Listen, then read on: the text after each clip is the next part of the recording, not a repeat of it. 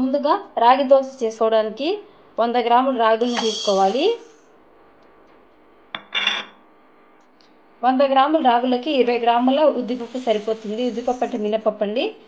వీటిని బాగా కలుపుకొని 2 నుంచి 3 సార్లు వాష్ చేసుకుందాం. ఇలా వాష్ చేసి పెట్టుకున్న రాగుల్ని ఓవర్ నైట్ నానబెట్టుకోవాలి. కనీసం 6 to 8 అవర్స్ నానబెట్టుకున్నా కూడా సరిపోతుంది. నైట్ అంతా నానబెట్టుకున్నాము. చూడండి రాగులు ఎంత బాగా నానాయో. ఈ మిశ్రమాన్ని ఇప్పుడు మిక్సీ పట్టుకుందాం. పిండిని మిక్సీ పట్టుకున్నాము. ఎంత బాగా పట్టుకున్నామో చూడండి, ఎంత మెత్తగా ఎంత బాగా వచ్చింది. ఇప్పుడు మిశ్రమాన్ని దోశ పోసుకుందాం. చూడండి మన బ్యాటర్ అనేది ఇలా ఉంటే సరిపోతుంది. సేమ్ దోశ పిండి ఎలా అయితే పలుచగా కలుపుకుంటామో అలా ఉండాలి. ఇప్పుడు దోశ పోసుకుందాం. రాగి దోశ పోసుకోవడానికి స్టవ్ ఆన్ చేసుకొని పెట్టుకున్నాను. ఇప్పుడు దోశ వేసుకుందాం.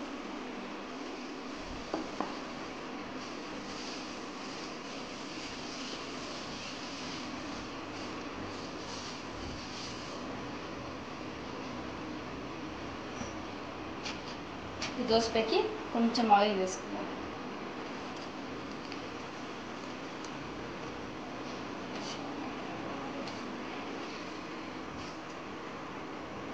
దోశ ఒక పక్క బాగా కాలింది, ఇంకో పక్క తిప్పుకుందాం.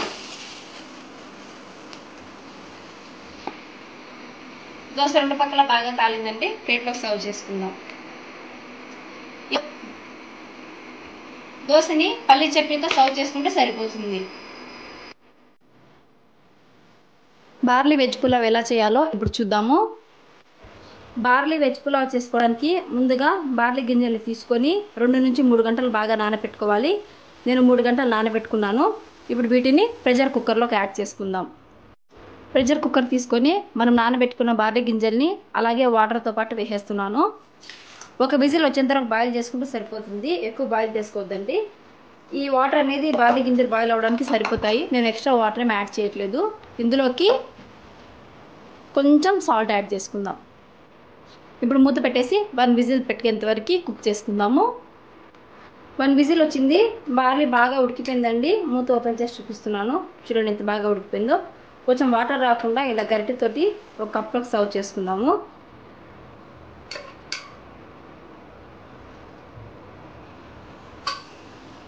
బార్లీ బాయిల్ చేసుకున్నాం కదా, ఇప్పుడు పులావ్ చేద్దాము. బార్లీ పులావ్ చేసుకోవడానికి స్టవ్ ఆన్ చేసి కడాయి పెట్టుకున్నాను. కడాయి హీట్ ఎక్కింది. కడాయిలోకి కొంచెం ఆయిల్ యాడ్ చేసుకుందాం. ఈ ఆయిల్లోకి కొంచెం జీలకర్ర,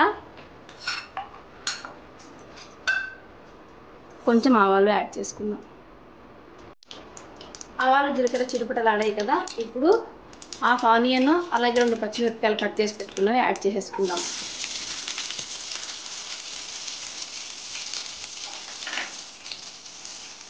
అలాగే ఒక రెమ్మ కరివేపాకుని యాడ్ చేసేసుకుందాం. ఆనియన్స్ బాగా మెత్తపడ్డాయి, గోల్డెన్ బ్రౌన్ కలర్లోకి వచ్చాయి కదా. ఇప్పుడు దీంట్లోకి గ్రీన్ పీస్ యాడ్ చేసుకుందాము. అలాగే సన్నగా కట్ చేసి పెట్టుకున్న 1 టమాటో యాడ్ చేసుకుందాము. మూత పెట్టి 2 నిమిషాలు మగ్గించుకుందాము. గ్రీన్ పీస్ టమాటోస్ మనకి బాగా మగ్గాలన్నమాట. ఒక 5 మినిట్స్ మూత పెట్టి కుక్ చేసుకుందాం. టమాటోస్ మెత్తపడ్డాయి కదా, ఇప్పుడు దీంట్లోకి రుచికి సరిపడా సాల్ట్ యాడ్ చేసుకుందాము.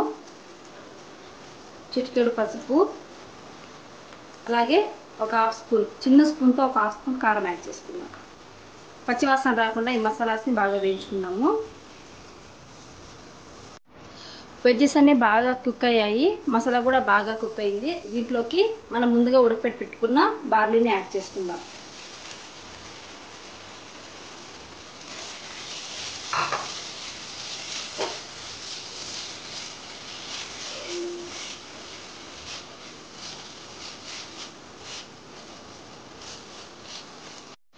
లో ఫ్లేమ్లో పెట్టుకొని ఒక 5 మినిట్స్ కుక్ చేసుకుందాము.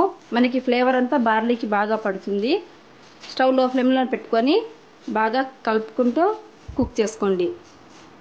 బార్లీ చాలా బాగా వేగింది. మసాలా అంతా బాగా పట్టింది. ఒకసారి బాగా మిక్స్ చేసుకొని స్టవ్ ఆఫ్ చేసేసి బౌల్లోకి సర్వ్ చేసేసుకుందాం. వేడి వేడి barley veg pulao ready. Raita prepare చేసుకోవడానికి ముందుగా ఒక కప్లో ఇలా కర్డ్ తీసుకోవాలి.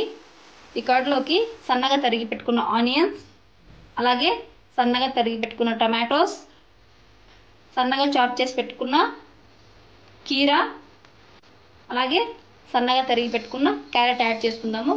గార్నిష్ కోసం కొంచెం కొత్తిమీర యాడ్ చేసుకుందాము. రుచికి సరిపడా సాల్ట్ యాడ్ చేసుకోండి. అలాగే కొంచెం పెప్పర్ పౌడర్. ఇవన్నీ వేసి బాగా మిక్స్ చేసుకోవాలి.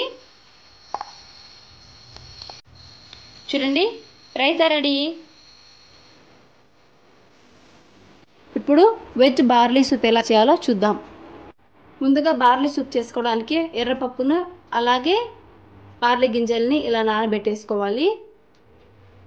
సూప్ చేసుకోవడానికి స్టవ్ ఆన్ చేసుకొని కుక్కర్ పెట్టుకున్నాము. కుక్కర్లోకి 2 స్పూన్స్ ఆయిల్ వేసుకుందాం. ఆయిల్ వేడెక్కింది. ఆయిల్లోకి 2 నుంచి 3 వెల్లుల్లి రెబ్బలు, అలాగే ఒక హాఫ్ ఆనియన్ కట్ చేసి వేసుకుందాం. 4 లవంగాలు వేసుకొని ఆనియన్స్ మెత్తబడేంత వరకు కలుపుకుంటూ వేయించుకుందాం. ఆనియన్స్ మెత్తబడ్డాయి. ఇప్పుడు మనం ముందుగా నానబెట్టి పెట్టుకున్న బార్లీ అలాగే ఎర్రపప్పులు దీంట్లో వేసేసుకుందాం. అలాగే సన్నగా కట్ చేసి పెట్టుకున్న 1 కప్ క్యారెట్ వేసుకొని బాగా మిక్స్ చేసుకుందాం. దీంట్లోకి ఇప్పుడు ఒక 1/2 స్పూన్ పెప్పర్ వేసుకుందాము. పెప్పర్ పౌడర్తో పాటు రుచికి సరిపడా సాల్ట్ యాడ్ చేసుకుందాము. అలాగే 2 కప్స్ వాటర్ యాడ్ చేసుకుందాం. ఇప్పుడు ఈ మిశ్రమాన్ని మూత పెట్టేసుకొని 2 విజిల్స్ వచ్చేంత వరకు కుక్ చేసుకుందాం. కుక్కర్ విజిల్ చల్లారింది. చూడండి, మనకు సూప్ రెడీ అయిపోయింది. బౌల్లో సర్వ్ చేసుకుందాం. వేడి వేడి వెజ్ బార్లీ సూప్ రెడీ. ఇప్పుడు లిటిల్ మిల్లెట్తో టమాటో రైస్ ఎలా చేయాలో చూద్దాము. లిటిల్ మిల్లెట్స్ అంటే సాములు అండి. సాములతో టమాటో రైస్ చేద్దాం. ముందుగా టమాటో రైస్ చేసుకోవడానికి స్టవ్ ఆన్ చేసి కుక్కర్ పెట్టుకున్నాము. కుక్కర్లోకి 2 స్పూన్స్ ఆయిల్ వేసుకుందాం. ఆయిల్ వేడెక్కింది. ఆయిల్లోకి కొంచెం పచ్చెనగపప్పు, అలాగే కొంచెం మినపప్పు, ఆవాలు, జీలకర్ర వేసుకుందాం. తాలింపు దినుసులు బాగా వేగాయి కదా, దీంట్లోకి సన్నగా కట్ చేసి పెట్టుకున్న ఒక ఆనియన్ యాడ్ చేసుకుందాం. అలాగే 2 రెమ్మల కరివేపాకు, 2 పచ్చిమిర్చి వేసుకుందాం. ఆనియన్స్ బాగా వేగాయి. ఈ మిశ్రమంలోకి చిటికెడు పసుపు వేసుకుందాము. అలాగే రుచికి సరిపడా సాల్ట్ యాడ్ చేసుకుందాము. 1 స్పూన్ కారం వేసుకుందాం. ఈ మిశ్రమాన్ని ఒకసారి బాగా మిక్స్ చేసుకొని దీంట్లోకి ముందుగా కట్ చేసి పెట్టుకున్న టమాటోస్ని యాడ్ చేసుకుందాం.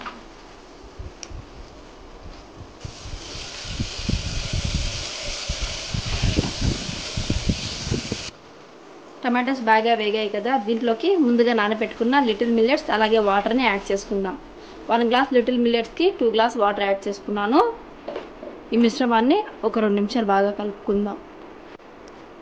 ఈ టైంలో ఒకసారి సాల్ట్ని చెక్ చేసుకోండి. సాల్ట్ కరెక్ట్గా సరిపోయినట్లయితే మూత పెట్టేసుకొని మీడియం ఫ్లేమ్లో 2 విజిల్స్ వచ్చేంత వరకు కుక్ చేసుకోండి. చూడండి, కుక్కర్ విజిల్ చల్లారింది. ఓపెన్ చేశాను. సాములతో టమాటో రైస్ ఎంత బాగా రెడీ అయిందో ఇప్పుడు బౌల్లోకి సర్వ్ చేసుకుందాం. చూడండి, tasty tomato rice ready. Raita prepare చేసుకోవడానికి ముందుగా 1 కప్లో ఇలా కర్డ్ తీసుకోవాలి. ఈ కర్డ్లోకి సన్నగా తరిగి పెట్టుకున్న ఆనియన్స్, అలాగే సన్నగా తరిగి పెట్టుకున్న టమాటోస్, సన్నగా చాప్ చేసి పెట్టుకున్న కీరా, అలాగే సన్నగా తరిగి పెట్టుకున్న క్యారెట్ యాడ్ చేసుకుందాము. గార్నిష్ కోసం కొంచెం కొత్తిమీర యాడ్ చేసుకుందాము. రుచికి సరిపడా సాల్ట్ యాడ్ చేసుకోండి. అలాగే కొంచెం పెప్పర్ పౌడర్. ఇవన్నీ వేసి బాగా మిక్స్ చేసుకోవాలి. చూడండి, రైతా రెడీ.